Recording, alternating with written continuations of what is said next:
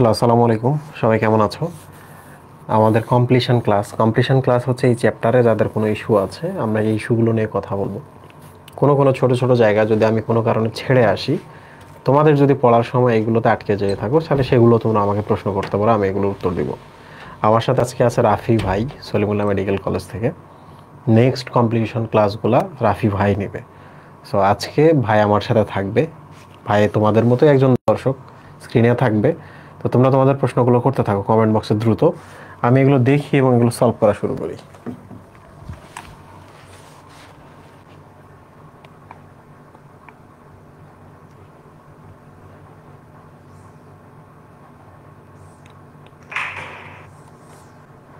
বলো বলো তোমাদের প্রবলেমগুলো বলো।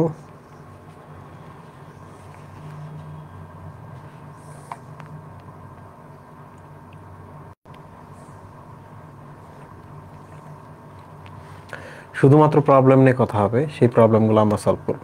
ওকে? ওয়ালাইকুম সালাম, ভালো আছি, বাট প্রশ্ন প্রশ্ন সবাই কমেন্ট বক্সে প্রশ্ন করো।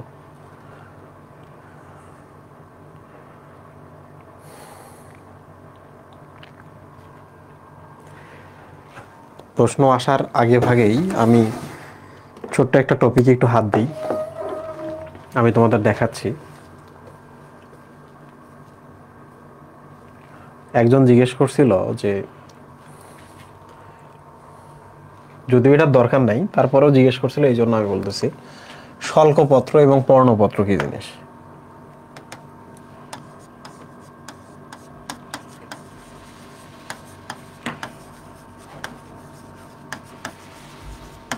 বুঝতে পারছো? এটার আমি উত্তর দিছিলাম, তো আশা করছি সেখানে তোমাদের বোঝার কথা।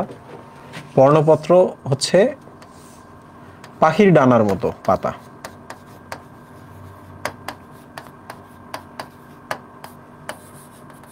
পাখির ডানার মতো। তোমরা নিশ্চয়ই টেরিসের ক্ষেত্রে দেখছো, টেরিসের ক্ষেত্রে দেখবা যে এই পাশে একটা পাতা, এই পাশে একটা। তো এগুলো কি পাখির ডানার মতো না? হ্যাঁ। সো পর্ণপত্র বলতে এই ধরনের পাতাগুলোকে বোঝানো হয়। আর শল্কপত্র কি? শল্কপত্র হচ্ছে, শল্ক শব্দতে স্কেল, স্কেল শব্দের অর্থ হচ্ছে লেয়ার, বুঝছো? পাতলা পাতলা লেয়ারের কথা বলে। ওকে? শল্কপত্র অ্যাকচুয়ালি পাতলা পাতলা পাতা। আরো সহজ করে বলি, তোমরা এই এর কথা ভাবো তো, তোমরা হচ্ছে একটা বাল্ব, বাল্ব মানে হচ্ছে পেঁয়াজের কথা ভাবো। পেঁয়াজের মনে হয় না যে একটা একটা করে আমরা পাতা খুলতেছি? হ্যাঁ, তো ওই ওই পেঁয়াজের লেয়ারগুলোকে আমরা বলতে পারি যে শল্কপত্র, যদিও এটা ঠিক না, বোঝানোর জন্য। তোমরা বলো তো, এইগুলোর মধ্যে অনেক পানি জমা থাকে না? পানি জমা থাকে। তাহলে কোনো একটা উদ্ভিদের গোড়ার দিকে দেখবে এরকম অনেকগুলো পাতার মতো থাকে, অনেকগুলো পাতার মতো, একটার উপরে আরেকটা এরকম করে থেকে যায় পেঁয়াজের লেয়ারের মতো। ওরা কি করে? প্রথমত তো সেফটি দেয়, বাট এর থেকে বড় জরুরি জিনিস হলো এরা এখানে পানি জমা রাখে উদ্ভিদের জন্য, আপদকালীন পানি জমা রাখে। তো আশা করছি বুঝতে পেরেছো। পর্ণপত্র একটা শেপের কথা বলছে। তোমরা জানো যে নগ্নবীজী উদ্ভিদের পাতাগুলো এরকম, নগ্নবীজী উদ্ভিদের পাতাগুলো পর্ণপত্র, এবং শল্কপত্র হচ্ছে এইটা আর কি। আর কোনো প্রশ্ন আছে তোমাদের? আমি একটু দেখি কমেন্ট বক্সের মধ্যে।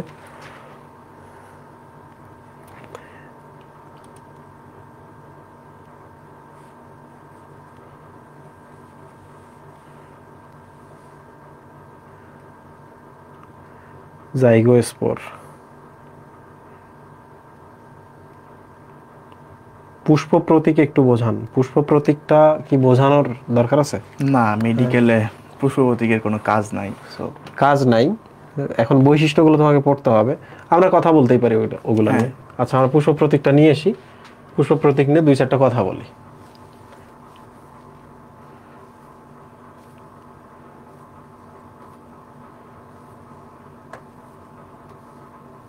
উপসর্গ। ও আচ্ছা, না এইটা নাই, বাট পার্টসগুলোর কথা আমাদের জানতে হবে। হ্যাঁ, হ্যাঁ, পুষ্প সংকেতটা জানা বরং জরুরি। সংকেতের মধ্যে কি কি সংকেত। কথা বলা আছে এটা জানা আমাদের জরুরি, তাই না? জি ভাই। যেমন জবা, জবা থেকে আসতে পারে, কোনটি জবার বৈশিষ্ট্য নয়। হ্যাঁ, বলতেই পারে এটা বহু প্রতিসম নাকি এক প্রতিসম। এই যে ছবিটা দেখো, 1 2 4 টুকরা হয়ে গেল না? সো জবা একটা বহু প্রতিসম। তারপর আসতে পারে যে উভলিঙ্গিক ফুল কোনগুলা? জবার ফুলে তো তোমরা জানো গর্ভাশয় থাকে, পরাগ দণ্ডও থাকে, পরাগধানী থাকে, রাইট? সো এটা জানতে হবে। এরপরে যে জিনিসটা জানতে হবে যে এটার উপবৃত্তি 5টা, বৃত্তি 5টা, দল 5টা। দ্যাট মিনস এটা পেন্টামেরাস, ঠিক না? অবশ্যই। পেন্টামেরাস মানে কি? মালভেসি গোত্রের যেগুলা ফুল, প্রত্যেকটা খণ্ড 5টা কিংবা 5-এর গুণিতক আকারে থাকে, 5টা, 10টা, 15টা এইভাবে থাকতে পারে। আর হচ্ছে পুং স্তবক গুলা হচ্ছে ইনফিনিট। ইয়েস, অনেকগুলা থাকে, মানে কাউন্টেবল না আর কি।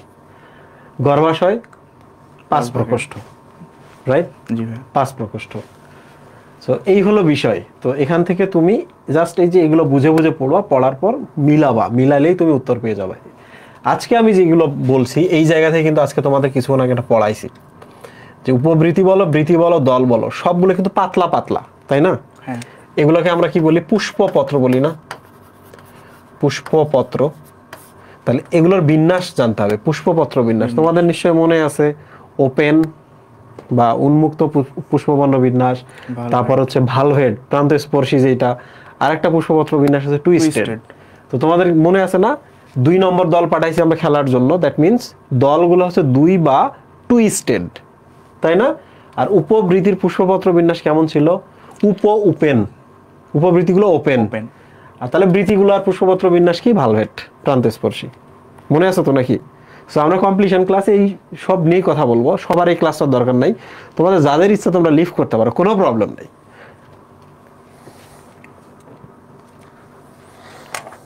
আর এই জায়গা থেকে যদি কোশ্চেন কঠিন করে তাহলে কোশ্চেন করে দিতে পারে একটু এরকম। সামনে আসো না। আচ্ছা। না, এই জায়গা থেকে যদি কোশ্চেন কঠিন করে তাহলে কোশ্চেন এরকম আসতে পারে যে একটা পুষ্প সংকেত তৈরি করে দিবে ওনারা, নট নেসেসারি যে বই থেকে এইভাবে তুলে দিবে হুবহু। একটা পুষ্প সংকেত তৈরি করে দিয়ে বলতে পারে এটা কি একবীজপত্রীর পুষ্প সংকেত নাকি দ্বিবীজপত্রীর পুষ্প সংকেত, বা কোন ফুলের পুষ্প সংকেত হইতে পারে, এরকমও করে দিতে পারে। তাহলে আমরা ক্লু কোনটা ব্যবহার করতে পারি যেটা একবীজপত্রী না দ্বিবীজপত্রী? এইখানে হচ্ছে নাম্বার বললে, হ্যাঁ, এই যে 5-5-5, আচ্ছা এটা দ্বিবীজপত্রী। হ্যাঁ, 3-3-3 থাকলে একবীজপত্রী, একবীজপত্রী, বা 3+3 থাকলেও একবীজপত্রী, রাইট? জি। ওকে, ভালো জিনিস বলছো। পসিবিলিটিস আছে। এবার মেডিকেল এডমিশন পরীক্ষায় কিন্তু এবার কিন্তু দারুণ দারুণ প্রশ্ন আসতে পারে। মানে ঠেকা সারা প্রশ্ন গত 2-3 বছর যা হয়েছে এগুলো কিন্তু এবার নাও আসতে পারে, তাই না? জি ভাই। আচ্ছা,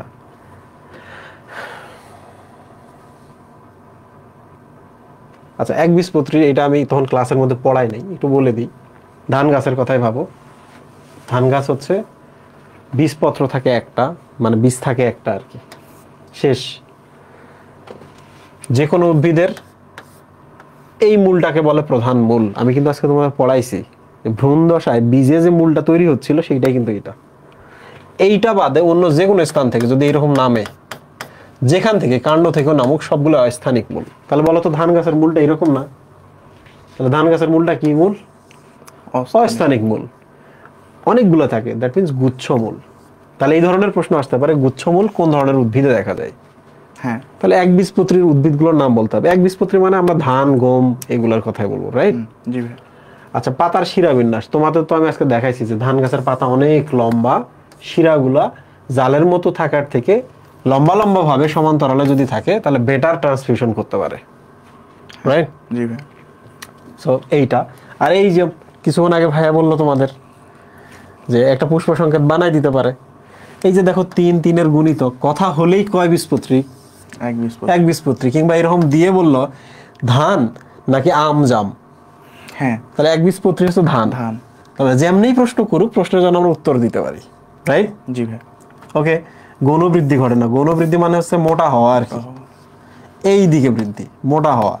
ধান গাছের যদি গৌণবৃদ্ধি হইতো, ধান গাছ বাঁশের মতো মোটা হইতো, ঠিক না? জি, বাঁশও একবীজপত্রী উদ্ভিদ যেহেতু। ও আচ্ছা, বাঁশও একবীজপত্রী উদ্ভিদ। কেন একবীজপত্রী একটু বলে রাখি। ধান গাছ এবং বাঁশ গাছ একটাই আর একটা জাস্ট বড় রূপ আর কি, দুইটারই কাণ্ড ফাঁপা। কাণ্ড ফাঁপা কিন্তু একবীজপত্রী উদ্ভিদের একটা বড় উদাহরণ। ওকে, আর কি, আর কিছু নাই এখানে। এইগুলা কিন্তু এই চিত্রগুলো পড়তে হয় একাডেমিকে। ওদের তো এইচএসসি পরীক্ষা মনে হয় দেয় নাই বায়োলজি, দিলে বুঝতো, এটা পড়ে যাইতে হইতো। হ্যাঁ, এইচএসসি পরীক্ষার যে কত ভ্যালু এটা কি বুঝতে পারছো? এগুলো সব রিভিশন হয়ে যাইতো। রিভিশন দিয়ে এডমিশনে আসছো তাই না? জি ভাই। ফ্রেশ ফ্রেশ পড়া।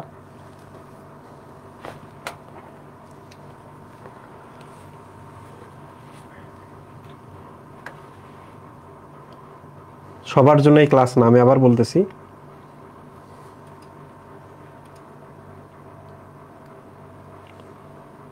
হাইপোজিনিয়াস, পেরিজিনিয়াস, এপিজিনিয়াসটাকে রিক্যাপ করেন।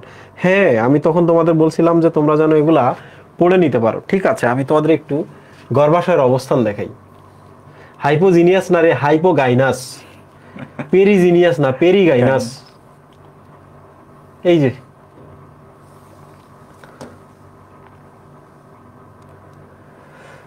পড়াবা কিনা, তুমি পড়াবা কিনা? না, আপনি ভাই শেষ করেন। আচ্ছা, এই টার্মটা আর এই টার্মটা যদি দেখো তুমি কিন্তু একটু এখানে ভুল বুঝে ফেলতে পারো। এই জন্য আমি বলি, এইটা যদি এ হয়, এটা কমপ্লিটলি কিন্তু ভিন্ন, এ ড্যাশ, বুঝছো? মিনিং কিন্তু আলটিমেটলি একই বোঝায়। তাহলে গর্ভকটি পুষ্প আর পেরিগাইনাস পুষ্প সেম। এইটা একটা মিনিং বোঝায়, এটা আর একটা মিনিং বোঝায়, কিন্তু আলটিমেটলি সেম জিনিস বোঝায়। সেম ভাবে এইটাও কিন্তু। কিভাবে আমি তোমাকে দেখাচ্ছি, দেখো। এখানে ওরা টার্গেট করছে যে গর্ভাশয়টা কোথায় আছে। একটা ফুলের গর্ভাশয়টা কোন জায়গায় আছে, ধরা যাক এটা একটা ফুল, এটা গর্ভাশয়। গর্ভাশয় না, এটা গর্ভদণ্ড, গর্ভমুণ্ড। যদি এমন হয় ফুলের সবকিছু এখান থেকে, দল টল যা কিছু এদিক থেকে আসতেছে, তাহলে তোমরা আমাকে শুধু বলো তো, গর্ভাশয়টা কি সবার উপরে না?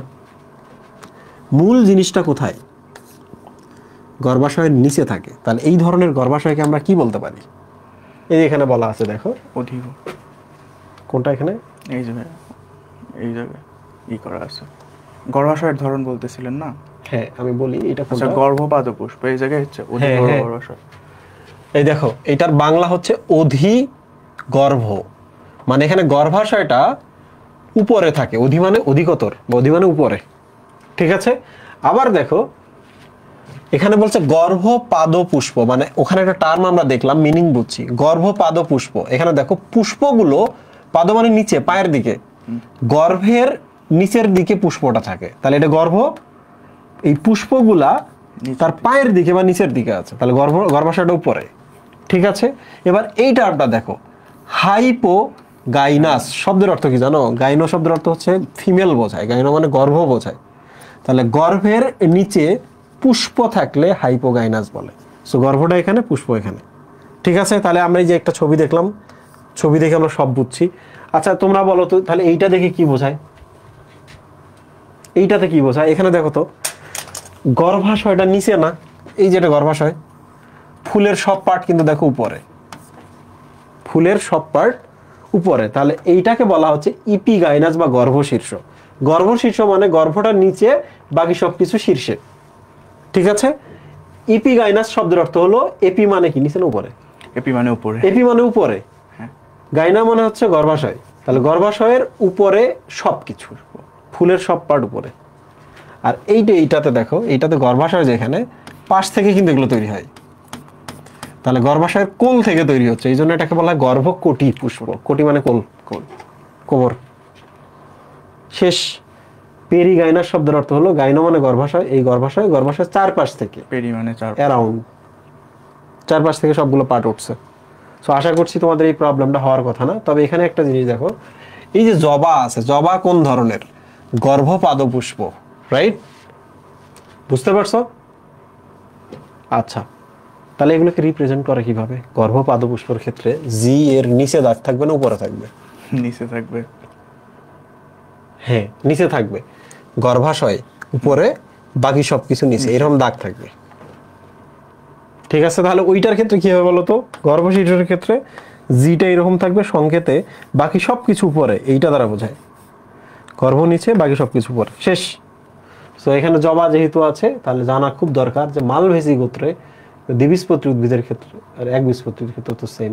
আচ্ছা, জবার ক্ষেত্রে এই ধরনের দেখা যায় গর্ভপাদ পুষ্প, ফুলটা এরকম। ভাই, আপনাদের গ্রুপে প্লাস মোবাইল নাম্বারে কন্ট্যাক্ট করার ট্রাই করেছি একটা বিষয় নিয়ে, বাট কোনো সলিউশন পাই নাই। তোমার এই কমেন্টটা দিয়ে ডিসকাশন গ্রুপের মধ্যে পোস্ট করবা। কমিউনিকেট করতে পারতেছ না, এটা কোন ধরনের কথা? আর আজকের ক্লাসটাতে শুধুমাত্র ক্লাস রিলেটেড কথাবার্তা হবে। অলরেডি বিশাল 2টা কমেন্ট করে ফেলছো, বাকি কোনো কমেন্ট দেখা যাইতেছে না।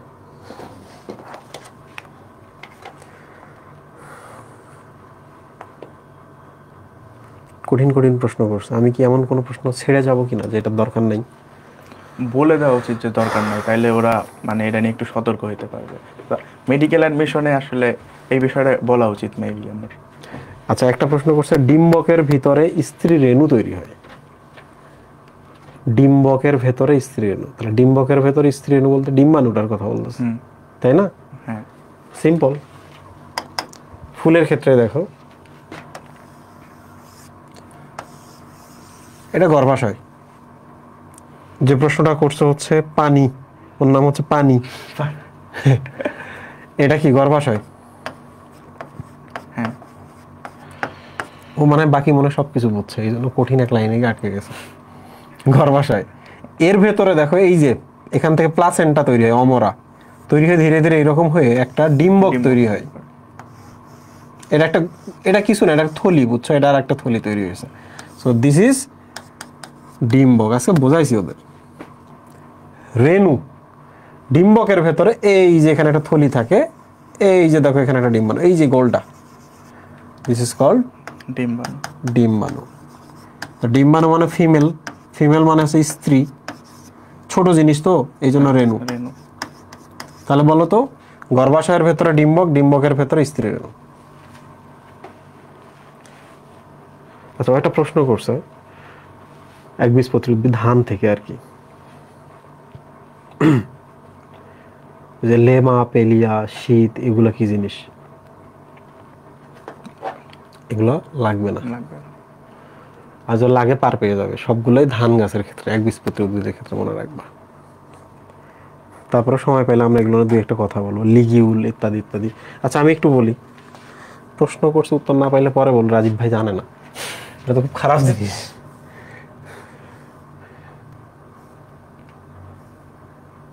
নিচে আস, এই স্যার,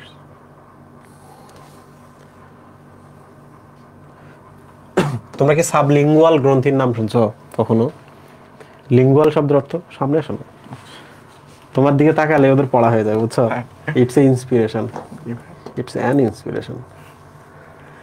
এই দেখো সবাই, আমরা যখন পরিপাক চ্যাপ্টারে গিয়ে হচ্ছে সাবলিঙ্গুয়াল গ্রন্থির কথা বলবো। সাবলিঙ্গুয়াল, লিঙ্গুয়াল মানে ভাষা বা জিহ্বা। হ্যাঁ, জিহ্বা। ওকে, জিহ্বা। তো এই যে ওরা লিগিউল কথা জিজ্ঞেস করছে, লিগিউল মানেও কিন্তু জিহ্বা, সেম জিনিস। তো ধান গাছের কাণ্ডটা যদি এটা হয়, হয় কি, যে জায়গায় পাতা বের হয় ওখানে এই যে দেখছো একটা এরকম জিহ্বার মতো এরকম ধরে থাকে, হ্যাঁ, সো এই জিহ্বাটার নামই হচ্ছে লিগিউল। তো তোমার কি এটা জানার দরকার আছে? হ্যাঁ, তুমি যদি একাডেমিকে এগুলো পড়ে আসো তাহলেই তোমার জানার দরকার আছে, জানলে ভালো যদি আসে পরীক্ষায়, বাট পসিবিলিটিস কম। ওকে। আচ্ছা, আর একটা জিনিস দেখো, আরো অনেক কথা বলছে, এই যে গ্লুম কথাগুলো শুনতেছো না, গ্লুম, এই যে এইটা একটা, এইটা একটা, এইটা একটা, কিংবা এটা একটা পেলিয়া। তো এই জিনিসগুলো কি জানো, এগুলো কিন্তু খুব কাছাকাছি থাকে। ধানের উপরেই একটা লেয়ার, এই পাশে একটা লেয়ার। সো একটার নাম পেলিয়া, আর একটার নাম হচ্ছে, মানে এগুলোর নামই হচ্ছে পেলিয়া, এগুলোর নামই হচ্ছে গ্লুম, মানে কাভার আর কি। তো এই যে গ্লুম বা পেলিয়া, এগুলোর কিন্তু একটা কমন মিনিং আছে। এগুলো কমন মিনিং হচ্ছে, আচ্ছা, ধান গুঁড়া করলে ধানের যে চিটা, খোসাগুলোর নাম কি? চিটা। খোসাগুলোর নাম মনে হয় চিটা না, আর একটা নাম আছে, গরুকে দেয় আর কি, চালগুলো বের করার পর যে গুঁড়াগুলো থাকে। আচ্ছা, আপনি খুদ, এই তোমাদের ভাই খুদ আলাদা জিনিস, বলো এগুলোর নাম কি, তোমরা কি জানো? মানে আমি আরো সহজ কথায় বলি, একটা চালের উপরে যত কাভার থাকে, একটা দুইটা আমরা ইউজুয়ালি দেখতে পাই, দুইটা সরাইলে চাল পাই, ওই চালের মধ্যে এই যে এটা একটা কাভার, এই যে এটা, বুঝছো? এইটা একটা ঢাকনি, এই যে এটা আর একটা ঢাকনি, তাহলে ভেতরে চাল হয়। তো এগুলোর নামই পেলিয়া, এগুলোর নামই গ্লুম। তো এটা যখন আরো ছোট থাকে তখন আরো দুইটা ঢাকনি থাকে তাদের উপরে, ওগুলো ধীরে ধীরে বাইর হয়ে যায়। সো ওই জিনিসগুলোকে এগুলো বোঝায়। শূন্য গ্লুম শব্দের অর্থ হলো এর উপরে অ্যাকচুয়ালি কিছু থাকে না, শূন্য। এটাও একটা শূন্য গ্লুম, এর উপরে কিছু থাকে না। এই যে এটা দেখতেছো না, এটা হচ্ছে পুষ্প গ্লুম। পুষ্প মানে পুষ্পটা এটার উপরে আছে, দেখছো? দিস ইজ পুষ্প গ্লুম। আর হচ্ছে উপমঞ্জুরি পত্র, এই যে পেলিয়া, যেটা তোমরা তো জানো যে এটার নাম মঞ্জুরি, এই যে এটার নাম। আর এগুলোর নাম অ্যাকচুয়ালি পত্র আর কি, পাতার মতো এগুলা। তো আমার মনে হয় না যে এদের আর এখান থেকে পড়ানো উচিত, কারণ হুট করে ক্লাসের মধ্যে কেউ ঢুকে যদি দেখে রাজীব ভাই এগুলো পড়াইতেছে, ভয়ে আর মেডিকেলের প্রিপারেশন নেবে না।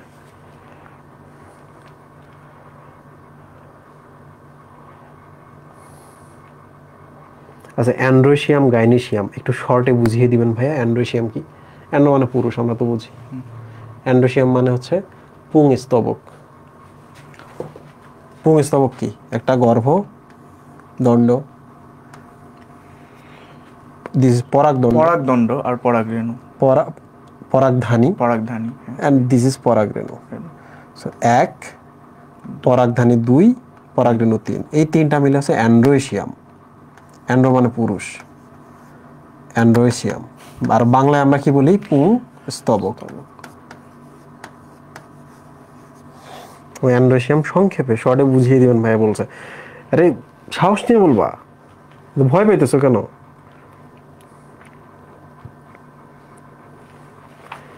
ফ্লাজেলা সম্পর্কে বলেন ভাই, এটা খুব গুরুত্বপূর্ণ একটা প্রশ্ন। ফ্লাজেলা সম্পর্কে বলেন ভাইয়া। আচ্ছা, ভেরি গুড, সারা জীবন মনে রাখবা ফ্লাজেলা জিনিসটা কি।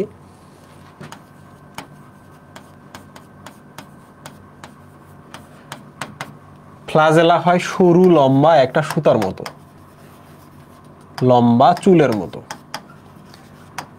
ঠিক আছে? ধরা যাক এটা একটা শুক্রাণু, এটা একটা শুক্রাণু, ওকে?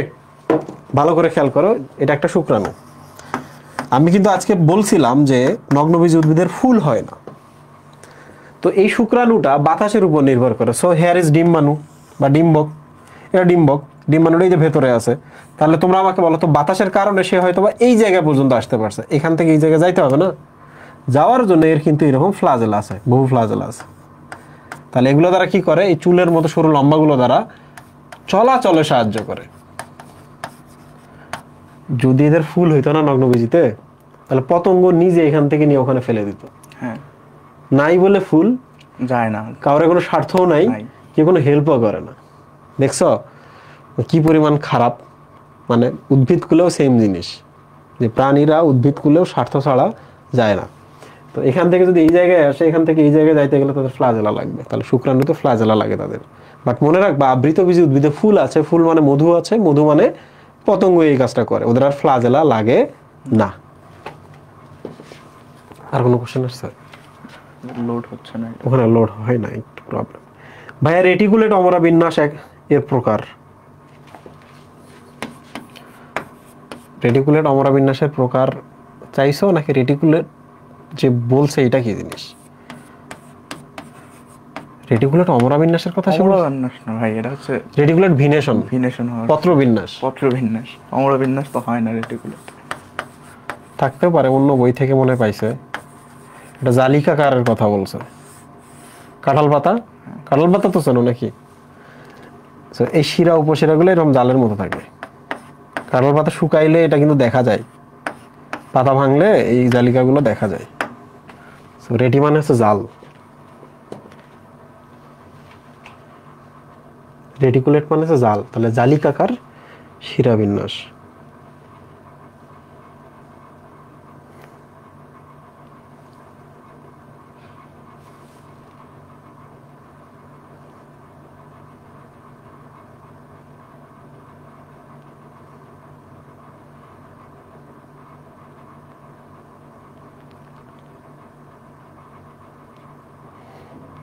ওই যে ওরা বলছে কুড়া ভুসি, হ্যাঁ ওই কুড়া ভুসি আছে না, ওগুলোই হচ্ছে গ্লুম, লোডিকিউল, পেলিয়া।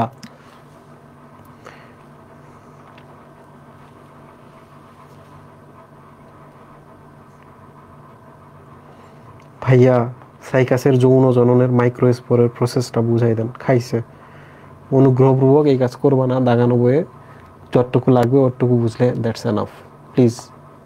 তোমার জন্য বাকিদের কনফিউজড করলে বাকিরা কিন্তু বিপদে পড়ে যাবে। আর একজন আছে একই প্রশ্ন করেই যাচ্ছে। ভাইয়া শক্লপত্র কি? পড়াইছি না, ক্লাসের শুরুতেই বলেছি। ভাই এবার তো ভয় করতেছে আপনারা দেখে, কই দিয়ে আসলেন উড়ে বাচ্চা এডমিশনের ক্লাস, বুঝলাম না কিছু। পর্ণপত্র কি? ভাই মাতৃঅক্ষ কি? এটা খুব গুরুত্বপূর্ণ প্রশ্ন। ফুলে মাতৃঅক্ষ থাকতে হয়। এটা একটা উদ্ভিদ, হ্যাঁ এটা উদ্ভিদের একটা শাখা বাইর হয়েছে। তোমরা আমাকে বলো তো, এখানে যদি একটা ফুল তৈরি হয়, তাহলে মায়ের সাথে কানেকশন থাকবে কিনা? এই যে মায়ের শরীর থেকে একটা পার্ট তৈরি, এটা কিন্তু মায়ের পার্ট, হ্যাঁ, এই যে এরকম লম্বা এই ফুলের মাঝখানে এসে এরকম যুক্ত হয়, আলটিমেটলি এখান থেকে কিন্তু ফুলটা তৈরি হয়েছে। তাহলে তোমরা আমাকে বলো তো এইটা কি মায়ের পার্ট না ম্যাটারনাল পার্ট না? মা উদ্ভিদের পার্ট না এটা তো নতুন জিনিস, মাতৃ। যেরকম একটা অক্ষের মতো না, দণ্ডের মতো না, অক্ষ। সো দিস ইজ কল্ড মাতৃ অক্ষ। একটা ফুল মাতৃ অক্ষের উপরে থাকে। মাতৃ অক্ষের কাজ কি? অনেকগুলো কারণ। সেটা হচ্ছে ফুল তৈরি করা, ফুলকে পুষ্টি দেওয়া, মানে এই শরীর থেকে এরকম পানি এনে দেয় সে, পুষ্টি এনে দেয় সে, যা যা দরকার লাগে আর কি। সো মাতৃ অক্ষ সজীব থাকলে এটা থাকে। তোমরা কি করো? তোমরা এই মাতৃ অক্ষটা ধরে টান দিয়ে ছিঁড়ে আনো না? জবা ফুলের নিচে একটা ডাটা আছে না, দ্যাট ইজ কল্ড মাতৃ অক্ষ।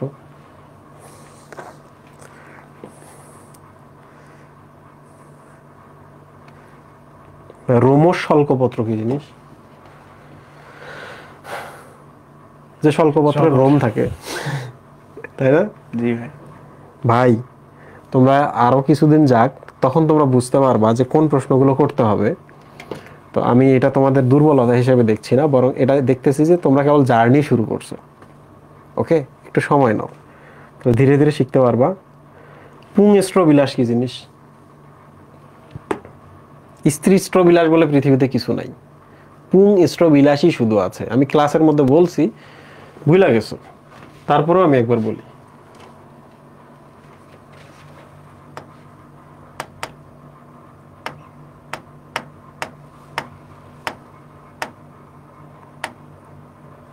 ওকে, ধরা যাক এটা শুক্রাণু। ওকে, দিজ আর সাইকাসের শুক্রাণু। এগুলো একটা জিনিসের মধ্যে থাকে, একটা পাতা, টিপ যেমন একটা পাতায় থাকে, এরকম একটা জিনিসের মধ্যে থাকে। আজকে তোমাদের ক্লাসে পড়াইছি, তোমরা ভুলে গেছো। সো ধরা যাক এটা শুক্রাণু, এক গুচ্ছ থাকলে এটাকে সোরাস বলে। সোরাস মানে গুচ্ছ। ওকে, এইটা শুক্রাণু এক জায়গায় আছে, দিস ইজ সোরাস। এখানেও আছে সোরাস, এদিকে আছে সোরাস, এদিকে সোরাস আছে, এদিকে সোরাস আছে। Very good. এরা যে জিনিসটাতে থাকে এটার নাম কি বলো তো? তাহলে এগুলো যদি শুক্রাণু হয়, পুং স্পোরোফিল। এগুলো হচ্ছে পুং স্পোর, আর এই জিনিসটার নাম হচ্ছে পাতা। ফিল মানে হচ্ছে পাতা। তাহলে এগুলো পুং স্পোর, আর এই জিনিসটার নাম পুং স্পোরোফিল। আজকে ক্লাসে বারবার পড়াইছি, এটা ক্লাস শুরুই করছি, আধা ঘন্টা সময় নিছি এখানে। আবার দেখো, এগুলা দিছি একটা জায়গায় গুচ্ছ করছি, সেগুলার জন্য আবার একটা পাতা দিছি। এবার এই পাতাগুলা করে কি, এইরকম একটা জিনিস তৈরি করে। এই পাতাটা ছোট করে আমি এই যে এখানে বসাই দিলাম, এরকম আর একটা পাতা এখানে দিলাম, এখানে দিলাম, এখানে দিলাম, এখানে দিলাম। ঘুরে এসে কি হবে? এই পাশে উঠে যাবে না? নিচ দিয়ে যেটা আমি দিব সেটা পাশে ঘুরে এসে এই পাশে চলে যাবে। সো এই পুং স্পোরোফিলগুলা এরকম এটার মধ্যে গোছানো থাকে স্পাইরালি। এখন এই যে জিনিসটা তৈরি হলো, এই জিনিসটা কিন্তু দেখতে কিছুটা হচ্ছে কোন আইসক্রিমের মতো। কোন, এই জিনিসটার নামই স্ট্রোবিলাস। ওকে, স্ট্রোবিলাস মানে হচ্ছে কোন শেপ কিছু। তোমরা যারা অনেকে এখনো বোঝো নাই বলি, চশমা কিনতে গেলে দোকানের মধ্যে এরকম একটা লম্বা জিনিস থাকে না, অনেক চশমা থাকে। তাহলে তুমি আমাকে বলতো মিষ্টি কিনতে গেলে মিষ্টি কি ওইভাবে রাখে? তাহলে মিষ্টি কখনো ওই রকম জিনিস গঠন করে না, চশমাই গঠন করে। লাইক দ্যাট স্ত্রী স্পোরগুলো কিন্তু কখনো এরকম তৈরি করে না, শুধু পুং স্পোরগুলাই বা পুং স্পোরোফিলগুলো এরকম তৈরি করে। দিস ইজ কল্ড কোন অর স্ট্রোবিলাস। ছবি দেখাইছিলাম, তোমরা ভুলে গেছো।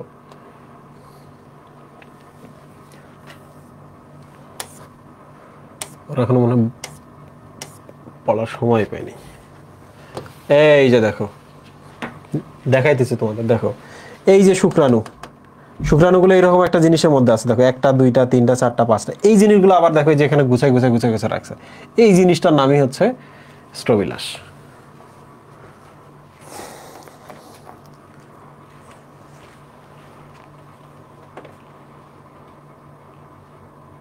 সাইকাসের যৌন জনন দেখে হঠাৎ হারিয়ে গিয়েছিলাম। ভাইয়া, কেরিওপসিস মানে কি ফলত্বক আর বীজত্বক কাছাকাছি থাকা? একটা বিশাল দারুণ প্রশ্ন করছে। কারণ ওই যে ধান গাছের যে একবীজপত্রীর কথা বলা আছে, ওদের কিন্তু বৈশিষ্ট্যিক ফল কেরিওপসিস বলে একটা কথা আছে পোয়াসির ক্ষেত্রে। তো ক্যারিওপসিস জিনিসটা আমি তোমাদের বলি, তোমরা কি কোনো ধান দেখছো? চালটা হচ্ছে বীজ, এই বীজটার উপরে ধানের খোসাটা থাকে, তাই না? হ্যাঁ ভাই। আমরা কি কখনো ধান গাছ থেকে ধান নিয়ে আসার পর হাত দিয়ে খোসা ছড়াই? না।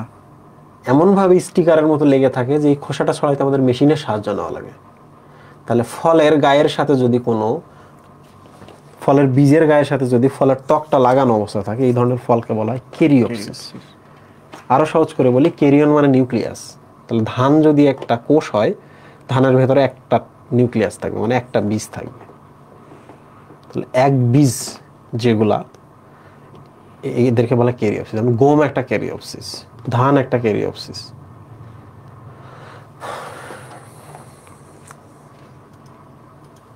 একজন জিজ্ঞেস করছে স্পোরাঞ্জিয়ামের বিষয়টা আরেকবার বলেন ভাই। এটা বেশ ভালো একটা প্রশ্ন করছে না? স্পোরগুলো যে জায়গায় থাকে সেই জায়গাটার নাম স্পোরাঞ্জিয়াম, তাই না? অনেকগুলো স্পোরাঞ্জিয়াম যে জায়গায় থাকে তার নাম সোরাস। আমার মনে হচ্ছে এটা ব্রায়োফাইটা টেরিডোফাইটা যখন পড়াবো তখন কিন্তু আমি স্পোরাঞ্জিয়াম পড়াবো। সো দয়া করে এখন এটা মাথা থেকে দূরে ফেলো।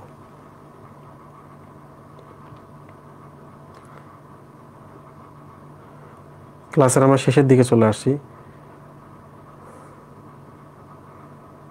এই অধ্যায়ের বৈজ্ঞানিক নাম কতটা গুরুত্বপূর্ণ? সামনে এসে বলো না একটা। এই অধ্যায়ের বৈজ্ঞানিক নাম কতটা গুরুত্বপূর্ণ? আচ্ছা, এই চ্যাপ্টার থেকে খুব একটা ইম্পর্টেন্ট না বৈজ্ঞানিক নাম। অ্যান্ড মানে মেডিকেল অ্যাডমিশন টেস্টের জন্য মোটামুটি বইয়ের কোনো জায়গা থেকেই বৈজ্ঞানিক নাম খুব একটা বেশি ইম্পর্টেন্ট না, জাস্ট কয়েকটা স্পেসিফিক জায়গা আছে, ওই জায়গাগুলোর দুই একটা বৈজ্ঞানিক নাম মাঝখানে আসছে, সো ওইগুলাই মেইনলি পড়া লাগে। তাছাড়া যেই জায়গায় অনেক বেশি বৈজ্ঞানিক নাম দেখবা অ্যাভয়েড করে যায় বেটার। হ্যাঁ, মাঝে মাঝে মনে হয় যে বৈজ্ঞানিক নামের থেকে আরো একটা জরুরি জিনিস আছে, বুঝছো? ওই যে উদ্ভিদের বিস্তার সংরক্ষণ চ্যাপ্টারটা আছে শেষে, তো এই পরিবেশ বিস্তার সংরক্ষণ চ্যাপ্টারে জলজ উদ্ভিদের একটা ক্লাসিফিকেশন আছে, ওইটা অনেক ইম্পর্টেন্ট, তাই না? নিমজ্জিত জলজ উদ্ভিদ, তার নিমজ্জিত মূলাবদ্ধ জলজ উদ্ভিদ, এইরকম ক্লাসিফিকেশন আছে।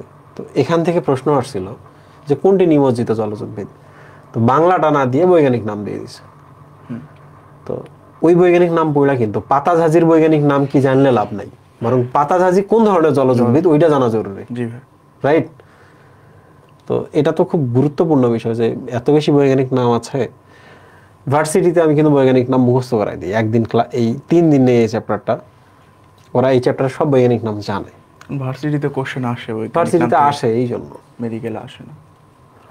আর আরেকটা কথা, আমার এক ফ্রেন্ড বলতো যে ও একটা চ্যাপ্টার পড়ে নাই।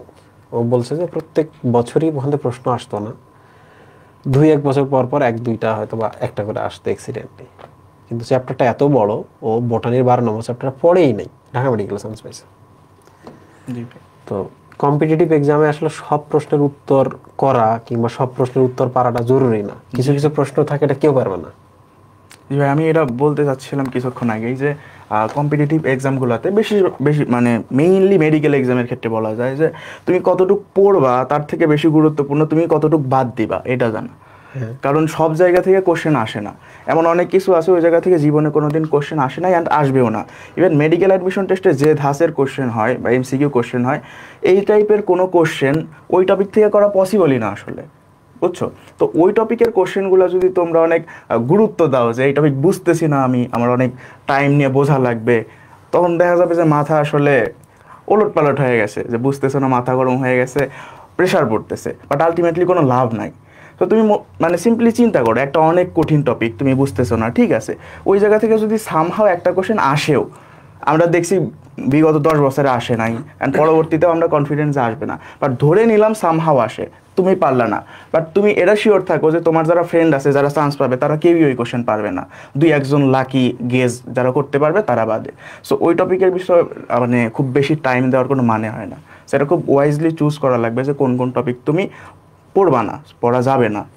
এইগুলোর কারণেই কিন্তু এত কষ্ট করে হচ্ছে বই দাগানো বই দেওয়া হয় তোমাদের পড়া সহজ করার জন্যই। এই বিষয়টা একটু খেয়াল রাখবা, গুরুত্বপূর্ণ ব্যাপার। একজন জিজ্ঞেস করছে অসম রেণু প্রসূ আর হচ্ছে অসম আকৃতির যৌনক্রম এক কিনা।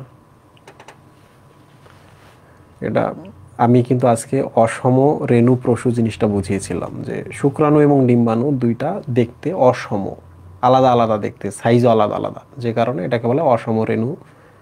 উদ্ভিদটাকে বলে যে সে জন্ম দেয় বা প্রসব করে অসম রেণু, ডিফারেন্ট ডিফারেন্ট ধরনের রেণু। এটা এক জিনিস। যৌনক্রম আর এক জিনিস, বুঝছো? যৌনক্রম সহজ করে আমি বলি, তোমরা বলো তো মানুষের জীবনচক্রে পুরোটাই কি ডিপ্লয়েড দশা না? কিন্তু সন্তান যখন তারা জন্ম দেওয়ার প্রসেসে যায় তখন শুক্রাণু উৎপন্ন, এটা কিন্তু হ্যাপ্লয়েড। হ্যাপ্লয়েড দশা।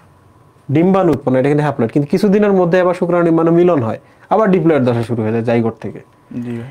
এই যে জন্ম থেকে শুরু করে শুক্রাণু এবং ডিম্বাণু উৎপন্ন করার আগ পর্যন্ত পুরো সময়টাকে আমরা বলি স্পোরোফাইটিক দশা, ধরা যাক ডিপ্লয়েড দশা। জাস্ট শুক্রাণু ডিম্বাণু ওই কয়েকদিনের জন্য তৈরি করলো, ওই জায়গাটা নাম হলো হ্যাপ্লয়েড দশা। তো মানুষের জীবনে কি, মানুষ বড় হয়, বাচ্চা পয়দা করার জন্য ওই হ্যাপ্লয়েড দশা ক্রিয়েট করে, আবার ডিপ্লয়েড দশা ক্রিয়েট হয়, মানুষ বড় হয়, আবার দেখো জন্মের জন্য হ্যাপ্লয়েড দশা তৈরি করে। তো ক্রমে ক্রমে হ্যাপ্লয়েড ডিপ্লয়েড আসতেছে যাচ্ছে, দ্যাট ইজ কল্ড যৌনক্রম। ওটা ডিফারেন্ট জিনিস। আর মাইক্রোস্পোর, মেগাস্পোর বা অসম রেণু ওটা আলাদা জিনিস। ওকে, এখন বোটানি তো অনেক বড়, অনেকগুলো চ্যাপ্টার আছে, 24টা চ্যাপ্টার, পাশাপাশি অনেকগুলো ক্লাসও হবে। তো এই ছোট ছোট জিনিসগুলো কিন্তু অনেক চ্যাপ্টারে আসবে, সেই চ্যাপ্টারগুলোতে এগুলো আলোচনা হবে, তখন ক্লিয়ার হবে। একদিনে তো সব ক্লিয়ার করা পসিবল না। ভাইয়া ফ্লোরাল ফর্মুলা কি গুরুত্বপূর্ণ কিনা? তুমি তো কিছুক্ষণ আগেই বললা ফ্লোরাল ফর্মুলার কথা বলো, পুষ্প সংকেত না পুষ্প প্রতীক ইম্পর্টেন্ট কিনা? ইম্পর্টেন্ট, মানে পুষ্প সংকেত যেটা ওটা বোঝা লাগবে একটু, বাট পুষ্প প্রতীক তো আঁকানো লাগবে না, বাট পুষ্প প্রতীকের মাঝখানে যে কম্পোনেন্টগুলো আছে ওইগুলো সম্পর্কে জানা লাগবে। হ্যাঁ, এই ফুলে কি কি পার্ট আছে, কতগুলো করে আছে, এগুলো জানা জরুরি। বেটার অবশ্যই এগুলো যখন জানবে কনফিডেন্স বাড়বে, আচ্ছা আমি জানছি। হ্যাঁ, আর কনফিডেন্স কম্পিটিটিভ এক্সামেও অনেক ম্যাটার করে, ভালো লেভারেজ দেয়। ইয়েস।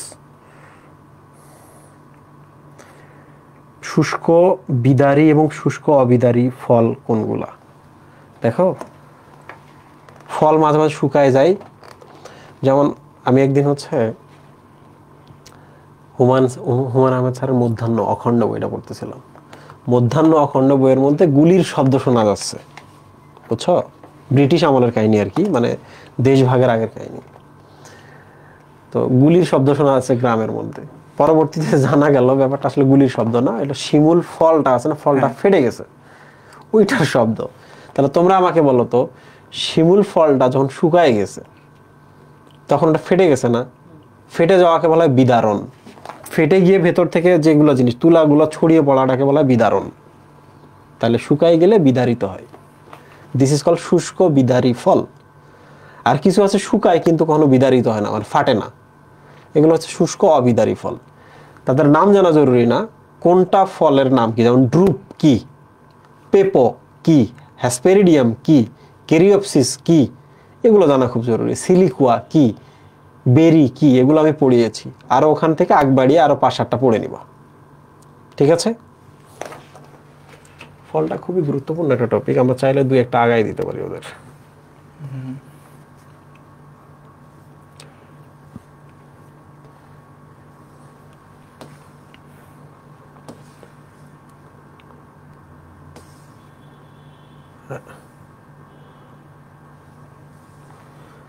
কেরিওপসিস আমরা বললাম না, যাদের ভেতরে একটা ফল থাকে, ফলের উপর খোসাটা এমনভাবে থাকে মেশিনে গিয়ে ছড়ানো হয়, দ্যাট ইজ কল্ড ধানগম কেরিওপসিস।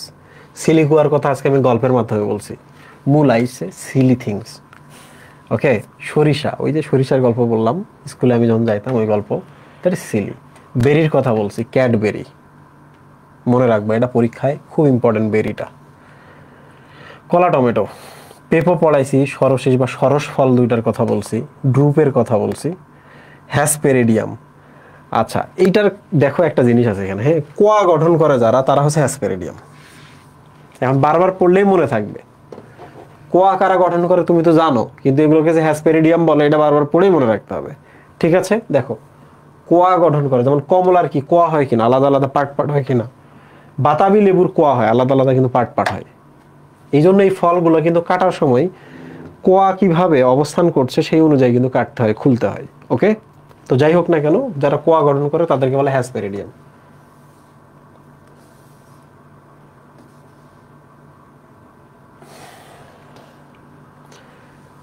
লিগিউমটা বলি, দুই একটা বলতে বলতে দেখবা শেষ হয়ে গেছে। লিগিউম মানে হচ্ছে সেই সকল ফল যেগুলো হচ্ছে টুপিক বাই হ্যান্ড। ওই মুহিব ভাইয়ের মনে আছে, মুহিব ভাই এরকম করতেছে। লিগিউম মানে যে ফলগুলো তুমি গাছ থেকে ছেড়ো টেনে টেনে, সিম গাছ থেকে সিম টেনে ছেড়ো, মটর গাছ থেকে মটর টেনে ছেড়ো। লিগিউম শব্দের অর্থ হচ্ছে টেনে টেনে ছেড়া। ওকে, তাহলে সিম মটর, এটা একটু লিখে রাখো তোমার বইয়ের পাশে ওই জায়গায়। ক্যাপসুল খাইছে, ক্যাপসুল মানে আবরণ, এই জিনিসটা শুধু মনে রাখবা। ওকে, এখন যে আবরণটা বহু কপাটে ভাঙে। আচ্ছা তোমরা একটা এর কথা ভাবো তো, ঢেঁড়সের কথা ভাবো তো। ঢেঁড়স বলো তো, ঢেঁড়স যদি আমরা প্রস্থচ্ছেদ করি 4 কোণা না 5 কোণা? 5 কোণার মতো আসে। ঢেঁড়স 5টা না? হ্যাঁ। তাহলে তুমি আমাকে বলো তো, ঢেঁড়সটা যখন শুকাই গেলে ফেটে যায়, তাহলে 5টা কপাট হবে না? হ্যাঁ। তাহলে এইটাই বলছে, দেখো বহু কপাটে ফেটে যায়। এরপরের ব্যাপারটা দেখো, বলছে উপর থেকে নিচের দিকে, উপর থেকে নিচের দিকে। প্রশ্ন হলো উপর থেকে নিচ আমরা কেমনে বুঝবো? একটা গাছের ফুলটা যখন, ফল যদি এরকম হয়, এটা আম, এটা ভিন্ন প্রজাতির আম, এটা গাছের সাথে ঝুলে আছে। হ্যাঁ, ধরা যাক আমটার ক্ষেত্রে আমের শীর্ষ কোনটা, কাছের দিক কোনটা? দেখো এইটা কিন্তু আমের উপরের দিক, গ্র্যাভিটির কারণে হয়তো ঝুলে আছে, বাট আমরা যদি সোজা পাশে থাকতো তাহলে কিন্তু এই জায়গাটা কিন্তু শীর্ষ থাকতো। ঠিক আছে, আর এটা হচ্ছে আমের নিচের দিক। আচ্ছা তাহলে দেখো উপর থেকে নিচের দিকে, তাহলে ফাটবে কোন দিকে? এই দিক থেকে ফাটলটা শুরু হবে, তারপর এই দিকে যাবে। এই যে দেখো এখানে দেওয়া আছে, কোথায় গেল? ক্যাপসুলের একটা ছবি এখানে দিয়েছে, নাকি উল্টা?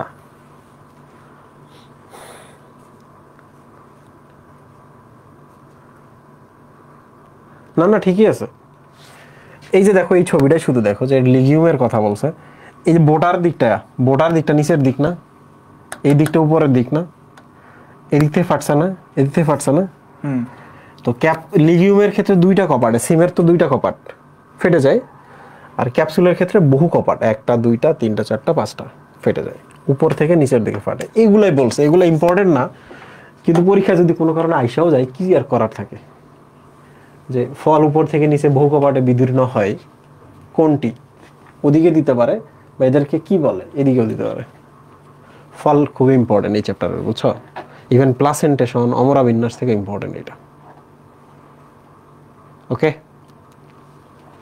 আচ্ছা শেষ, উপরেগুলো একটু চিন্তা ভাবনা করে পড়বা।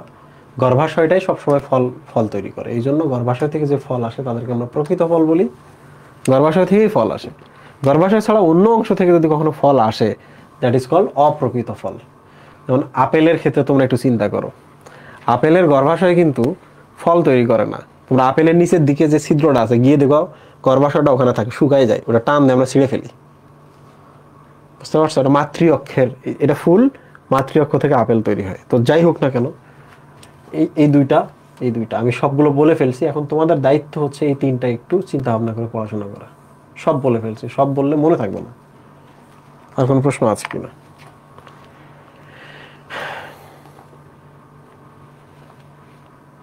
ভাইয়া টেট্রামেরাস যেমন গুণিতক, তাহলে পেন্টামেরাসও কি একই রকম নাকি ভিন্ন? এটা খুব কঠিন প্রশ্ন।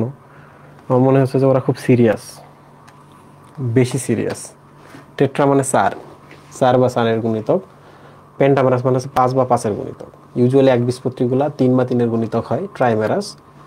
পেন্টামেরাস হচ্ছে দ্বিবীজপত্রীগুলা। তারপর একটা কথা আছে, কোথায় জানি আমি দেখছি, দেখাই।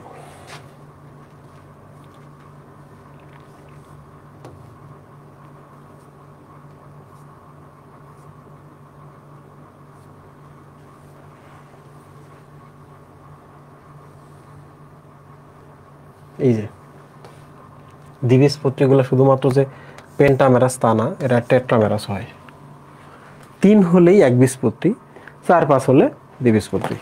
আচ্ছা, আমার মনে হয়েছে এর থেকে আর বেশি পড়ানোর কিছু নেই। তোমরা খুব গুরুত্বপূর্ণ প্রশ্ন করতেছো না, এগুলোতে টাইম ওয়েস্ট করারও দরকার নেই। দাগানো বইটা বের করবা। যারা প্রথম দিকে পড়া শুরু করতে বুঝতে অসুবিধা হবে, দাগানো বইয়ে দেখবা কোন কোন জায়গাগুলো আমরা বেশি দাগিয়েছি, ওগুলো পড়বা। দাগানো মানে হচ্ছে এগুলো পড়তেই হবে, এগুলো মাপ নাই। দাগানোর বাইরে যেগুলো দাগানো নয় ওগুলোও পড়তে হবে, ওগুলো থেকে হয়তো প্রশ্ন কম আসে, কিন্তু প্রশ্ন আসবে না এমন না। তাহলে দাগানো বইটার এখন একটু হেল্প নাও। দাগানো বইটা কোথায় পাবা? আমি আজকে যে ক্লাসটা নিছি ওই ক্লাসের ক্যাপশনে যাবা, গিয়ে তোমরা ক্লাসের লেকচার স্লাইডটা ডাউনলোড দিবা। সেই লেকচার স্লাইডের শেষ স্লাইডে লিঙ্কগুলো দেওয়া আছে, বুঝছো? ক্লিক করলে সবগুলো তোমরা ডাউনলোড দিয়ে নিতে পারবা। সো যাই হোক, সবাইকে ধন্যবাদ।